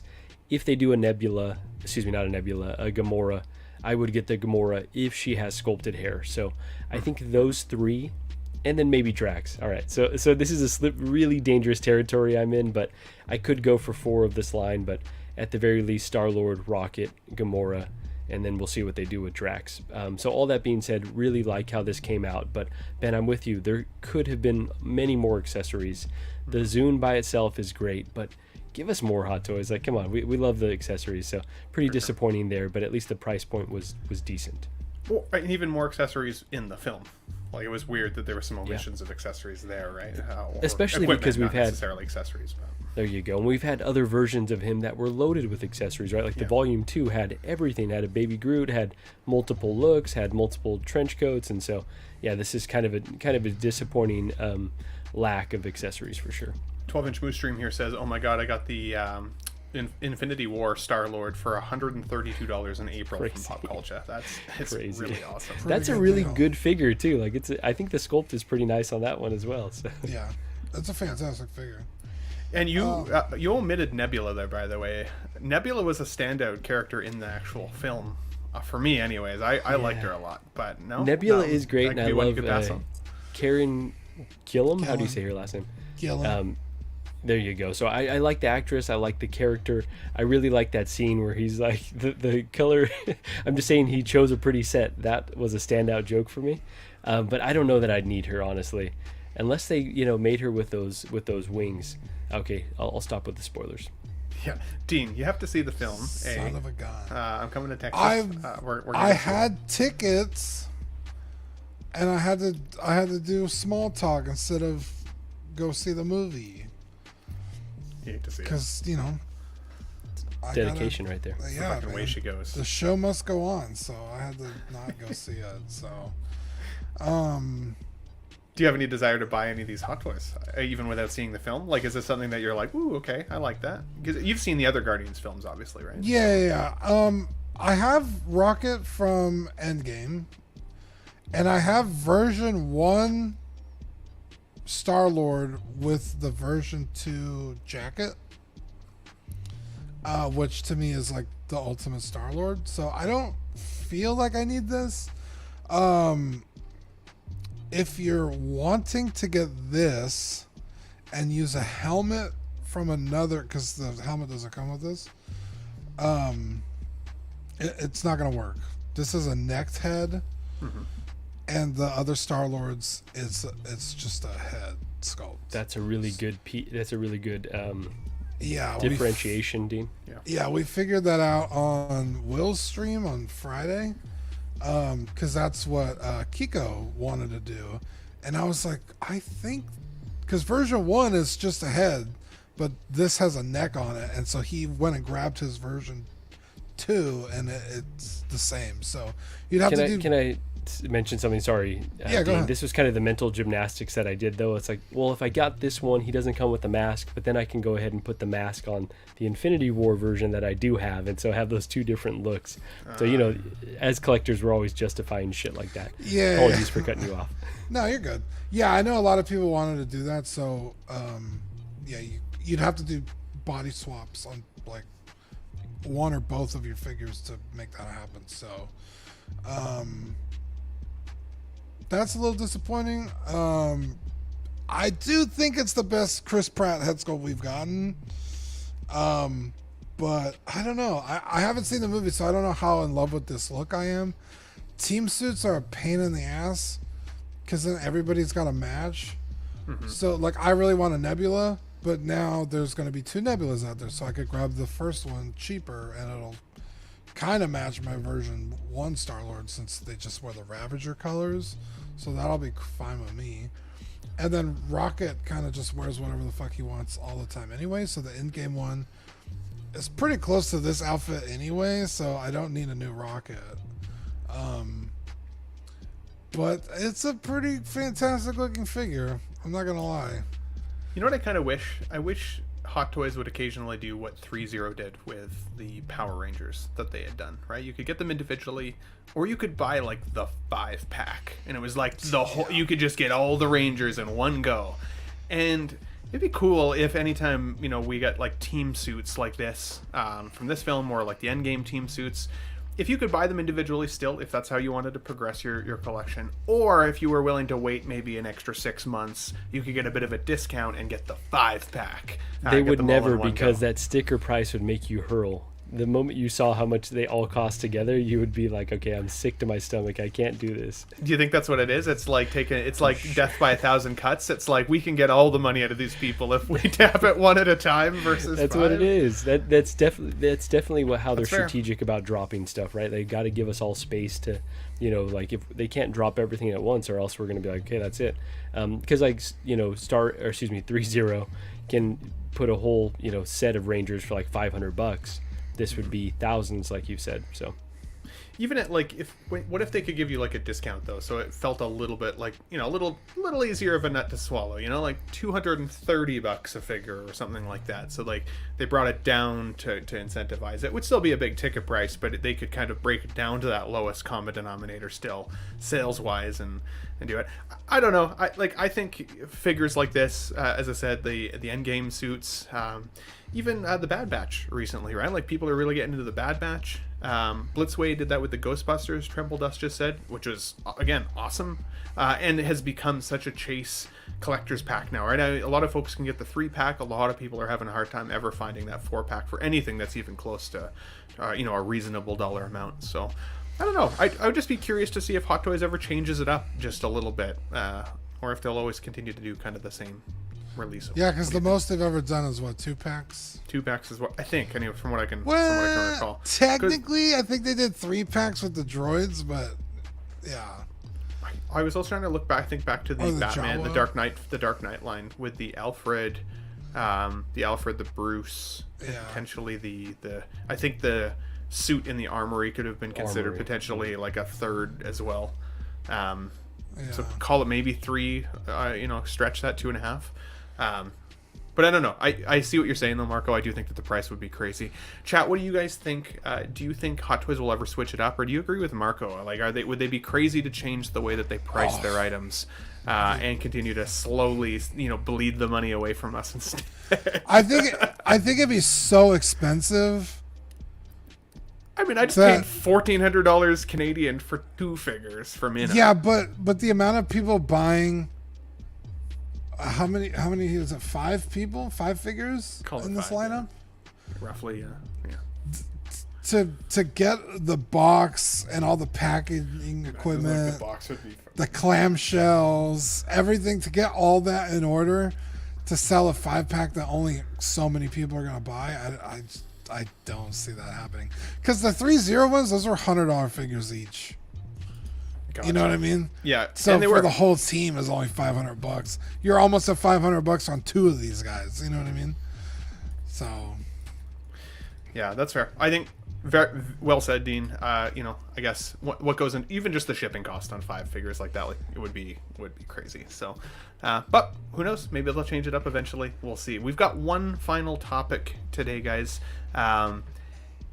INART, of course, has been a little bit quiet lately. We haven't heard from them in a while, it feels like. Of course, they are still thankfully alive, because they are coming out with a Harry Potter from the Sorcerer's Stone or the Philosopher's Stone, I guess, depending on what region you live in. And I don't know what to think about it, because I don't think it looks very good. Sorry, that's not the right INART one. That's the Star Race version right there. That one also looks like shit. Oh wait, no, this is the Star Race version. Yeah, for sure. No, let's actually look at the real INART one. The separation is insane. When I first looked at this figure, I was like, I don't know, it's Harry Potter, whatever. When I look at them side by side like this, though, I'm like, actually, it's a really impressive sculpt so far. Just even the owl looks fantastic. This is how you do an owl, people, and some feathers, I guess. But Marco, do you think it's weird to collect children in your collection, or do you think if it's the right pop culture line, you could sort it out? That's question A. And question B, do you think that the potential character lineup for Harry Potter movies is too deep for INART to even fathom tackling? What are your thoughts? Interesting. So is it weird? So this sounds like the She Said No podcast, but sorry not to plug our stuff right in between as this. You should. So I don't think it's weird to collect children, honestly. I think if they would have given us like an America Chavez or Dean over here cracking up. I'm loving a Shiny's comment. Oh, got it. Or any of the other like younger kids, I totally would have been in for it. So I don't think that's weird at all. I think this looks really great, honestly. Now I like the older versions, or the 4 on Harry Potter films, and so I think like I would hold off for a more mature version of Harry Potter. But you're right, this line is very deep, so you're going to add Ron and Hermione at the very least. You would have to get all 3, I would assume. Most of these figures wouldn't interest me, but for sure Voldemort. I think that's one, if they ever get around to doing it, which I would assume they're going to get there. I would probably get, because I really like these villainous characters, love the design. Rafe Fiennes, is that the actor's name? So yeah, I think he's, killer portrayal. We'll see when they do this show who could even step into those shoes. I feel like they've got to do a completely different design. So overall, there's a lot of characters to choose from. As slow as INART has been, who knows, how deep they'll get into this line, considering we're just starting with the first film. But yeah, this is one that I keep saying I don't need. I could probably pass on it, wait for an older one, but we're going to see on this full reveal.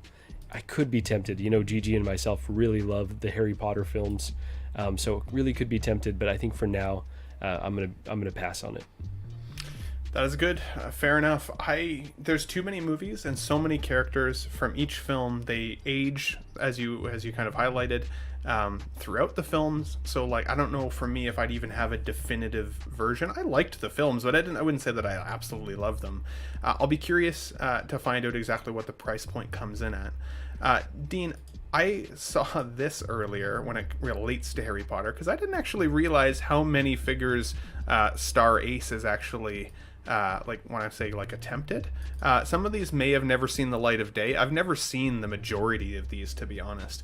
But again, this is another version of an older Harry Potter, like you're saying, Marco, which I would like because it looks okay. It doesn't look terrible. Doesn't look like Daniel Radcliffe, but looks like his brother maybe or something. What is it, Cedric Diggory, Twilight Boy himself. Actually, his name is Vengeance. Actually, his name is Vengeance. Get your fucking shit straight, Ben. How dare you? To see it. Some of these, I don't know. I'm they're okay. I'd be curious to see how many people actually have these in their collection. I actually think this Voldemort doesn't look too bad. Or Man Who Shall Remain Nameless. Yeah. So P-Rock pulled out his version of Voldemort from Star Ace on LWO, and it actually looked pretty decent. Not as good as this picture, but it looked pretty nice. Yeah, so it's interesting. Dean, do you have any desire to collect Harry Potter or any of the lineup from those films? And same question, do you think that they're getting in over their head? Because I feel like there's too many completionist collectors out there to not want at least more from at least the same film, if not all of the films. What are your thoughts? Yeah, I mean, just from the first movie, you're gonna need Ron, Hermione. It'd be insane not to do Hagrid, because he's not really that big in the rest of the movies. Maybe the second one. It's been a long time since I've watched Harry Potter. Dumbledore, Snape. You gotta have a Snape. Malfoy. That's just from the first fucking movie, Yeah.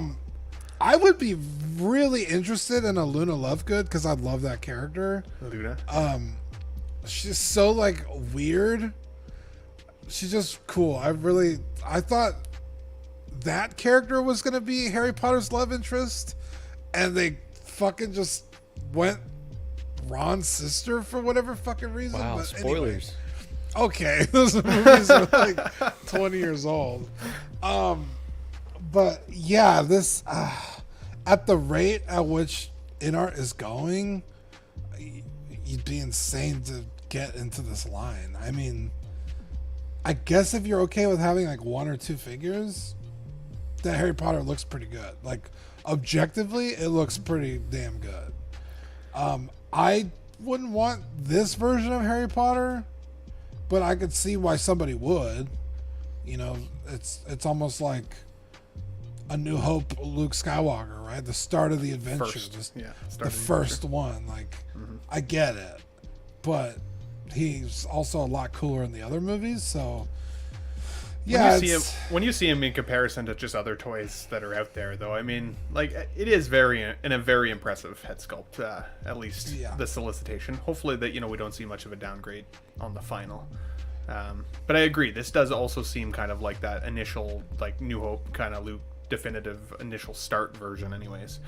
But I also think for me, it highlights the fact that collecting children in terms of 6 scale can actually be kind of cool. I think if it just follows the right property. If you just had a kid in your collection out of context, it might be weird, but there's a lot of cool characters. What do you mean a kid in your collection out of context? What do you have in mind when you say that? For example, I thought The Last of Us, the Ellie figure might be weird at first, because it's a really young adult teenage girl in your collection? If you just had an Ellie but didn't have a Jill, would that feel weird for your collection being an adult male? I don't know. Probably not. I've just never had anybody that's that age, right? Same thing with Anakins. I've been considering going back and getting a dark side Anakin and like a light side Anakin, maybe a Padawan Anakin. I've got the broken mask Anakin. It'd be cool to have like the Phantom Menace Anakin in the collection now. Pod racing Anakin. Yeah, pod racing Anakin, right?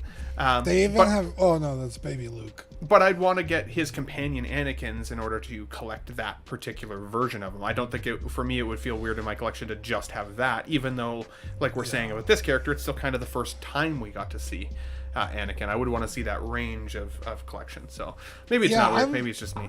But. No, I'm with you, because that's the reason I never bought like Stranger Things figures, and I love Stranger Things. I just thought it'd be weird for a 30-year-old guy to have a bunch of kids on his shelf. You know what I mean? Dean, counterpoint though, we are 30-year-old men who collect dolls. Weird is part of our DNA. All right. Okay. I just don't want to exacerbate it. If someone comes over, like a bunch of kids on your shelf.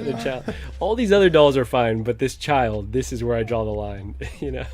No, I see what you guys are saying. You know what? And that's a great point, though, Marco. Maybe it is just perception, right? It's a little bit of that internal conflict of perception of like, it doesn't have to be weird because it's not weird. It's not like I would fucking do anything that's weird. It's just it would stand on the shelf just like all my other figures. Like, what is the difference? There really isn't much of a difference. It's a character in a movie, right? So I was saying the same thing about when INART, was coming out with rooted hair figures. It's like, okay, well, now they're a little bit too close to a Barbie doll. If I'm gonna have to comb the hair, or obviously you don't comb, you brush the hair of any of these figures. But you know what? That ship has sailed long ago.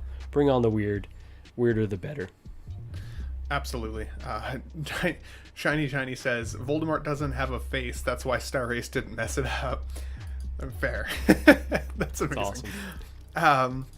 He also says by the time INART releases more figures from Harry Potter line, Harry Potter figure would have grown up. That's also not wrong. Fair. Guys, we are at the end of the show. Thanks. Great topics today. I want to make sure Marco gets to his sister's birthday today. But let's see here. We got another slide for Marco. Mr. Marco, 16fix. If you are watching on replay, if you don't already follow the 16fix channel, please go over on YouTube and check that out. This is what the logo looks like. Marco, what do you have coming up on the channel, good sir? And where can we find you next? First of all, Ben, thank you for having me. Really good time. Always a pleasure streaming with you boys. So yeah, it could be a really busy streaming week. So Tuesday we've got Collecting Weekly. Looking forward to that. Wednesday I will be on with Graham on the plan, at least for now, is to be on with Graham, Jedi Knight's Watch. I believe his stream starts at 8 o'clock Pacific time, 8 o'clock Eastern time on the Wolfpack Wednesdays. On Thursday, might be doing a stream with Wolfoxification. The She Said No podcast, obviously Gigi is on hiatus, so I think I'm going to try to cycle in some guests to ask some questions, with some different perspectives as well. So that may be happening Thursday, 4 o'clock Pacific, 7 Eastern time. Look out on our social media. I will post confirmation. And then LWO on Friday. I believe it's going to be on Joao's channel. So yeah, lots of content upcoming at 16fix and our partners. That is awesome. Definitely give that channel a follow. It's one of my favorites for sure. Despite Marco being a good friend of mine now, it's actually a really good watch. So appreciate you. And one more, Ben, I'm forgetting to plug that. I think we're going to be on Collectors Lounge International on Sunday. So I think we've been voluntold. Yeah, I saw that. That's right. That's awesome. So, looking forward to that one as well. That'll be good. Mr. Dean, of course, if you love Dean, and how could you not? He's a beautiful man. He's got a beautiful voice and some amazing artwork. Of course, the master co-host over at Collecting Weekly. There, we get to stream every Tuesday. But Dean, tell us what's coming up on Collecting Weekly. Do you have anything that's a secret? You got an unboxing coming up tomorrow, right? And I think I'm going to try and be there with you. So. Oh, there you go. Yeah, I'm unboxing the Westworld Man in Black.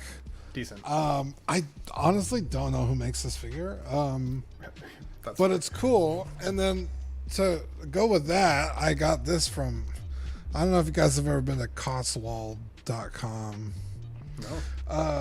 GIJoeElite.com. They like part out figures and stuff, kind of like cool. Toy Anxiety. But a Lamont revolver because he uses a custom Lamont in the show, and they didn't give him one with the figure, so I had to buy this for like $5. But so I'm ready to go for tomorrow's unboxing. I don't know who else is unboxing anything tomorrow. I mean, I still have my INART Jokers that I have not even taken out of the box yet. I do, part of me wants to take them out just to make sure that I don't have two of the same head sculpt. So if you want some additional content and to watch Ben cry potentially, if I do have two of the same head sculpt, you could always tune into that if you're interested. I normally pay extra for the videos of Ben crying too, so the fact that you're... It's like high commodity. Are they two different head sculpts? They are two different head sculpts, but Shane over at 1/6 Figure Focus, he got two of the same in his box, so he had to like exchange one of them for the different. What are the two face sculpts? One, it's not face sculpts; it's like two separate head sculpts entirely. But like one's like smirking a little bit more than the other. It's pretty subtly different, honestly. I can understand the confusion. It's not a vast difference. One of the things I actually still really like about my DX11 Batman is that Batman Joker is that he comes with that laughing head sculpt. That's going to be something that the reason that I keep him in the collection. And I think I'm just going to keep him on with the laughing head sculpt with the gray jacket, so it separates it a little bit from my INART version. But it's not a big enough difference, Dean. So as I said, if you're curious, I was looking at the photo. I was thinking back on the photos. It's like, this is two different. Well. A lot of people have said I should check them, honestly. So I probably, as I said, if we're running light on unboxings tomorrow, just like if I might honestly cry, dude. Like if I get that, I just can't handle any more change, in life. I can't send it back. Well, join us and we'll have fun. And then Tuesday is the main show with you guys. So. Yes. We'll have fun. We'll be there. How much longer do we have to work without pay on the Collecting Weekly channel before we at least get our little circle face on the logo? It's my only ask. Okay, it's my only ask. Just kidding. I know Zach was trying to get it sorted out, but I don't think he did yet. Yeah, I think we might change. I don't know what we're gonna do, but we gotta get you guys on the posters, on the swag. That's all I want. It's just a tough nut to swallow, sticker, and I'll be happy about it. Yeah, 12-inch Mooster just sent me a pic of the two head sculpts, and it's a subtle difference, but it's definitely different. Subtle. Now, of course, like I said earlier, guys, we didn't have Pete on today. He's at 90% now of his attendance. But Pete's a lovely guy. Again, cross your fingers for the guy tomorrow. He's going in for a new job interview. So we are rooting for you, Pete. If you're watching this on replay, buddy, hopefully you get it. Make sure you update us as well. But check out Pete over at the Only Fools and Collecting podcast as well, which is again a playlist within the Collecting Weekly channel. Those guys are British, they're hilarious, they're very matter of fact. They will definitely tell you if they don't like something, which also makes it that much funnier for me whenever I listen to it. So in fact, their default is, I think, mostly not liking most things, and then when they really like something, they're like all it's about kind of like surprising, right? Yeah. So 100%. And then for me over at the Ben Thomas Show, like I said, guys, there's some change happening for me. That's why the cabinets are empty at the moment. I am in the process of moving. I will continue to keep bringing content to the Ben Thomas Show over the next couple weeks here until I get my new place as of July the 1st. So stay tuned there. I do have a couple of unboxings that I still want to try and fit in despite my getting ready to move. I have another toy tour coming up. I found a cool comic book shop that just opened here in Calgary recently. So it's been a couple months since I did a toy tour, so stick around for that, which will be pretty fun. I do think I'm going to be on Collecting Weekly unboxing tomorrow, so check me out there as well as the main show, live show on Tuesday night over at Collecting Weekly. And then, like Marco alluded to, I will be on Collectors Lounge International on Layal's channel on Sunday next week. Which is always a blast, as long as I've got enough coffee and I'm awake enough for it. Last night I stayed out watching Robert Meyer Burnett show until it was like 2:30 in the morning, and then I breezed past Layal's show today. So, but he's told us that he will bust our collections, Marco, if we don't show up. So, threat taken. Yeah, I know. Yikes! Yeah. All right. Tremble Dust, if you're still watching, send me a message about that Nebula figure. Yeah. 100%. I like that original one. So, guys, with that said, let's end it here. I appreciate you both. Thanks for tuning in. Enjoy the birthday party, Marco. Dean, I might be around this afternoon to game. We should live stream us gaming at some point. To everybody in the chat, I love you guys. Thanks for joining another episode of Let's Get Nuts. Keep yourselves bookmarked into the Ben Thomas Show, because I think we'll have another episode next week on Sunday, as we have in the past. And I will look forward to that. Hopefully we get some other cool news to talk about. But with that said, we got nuts. Thanks for watching. See you on the next one. I'll be back.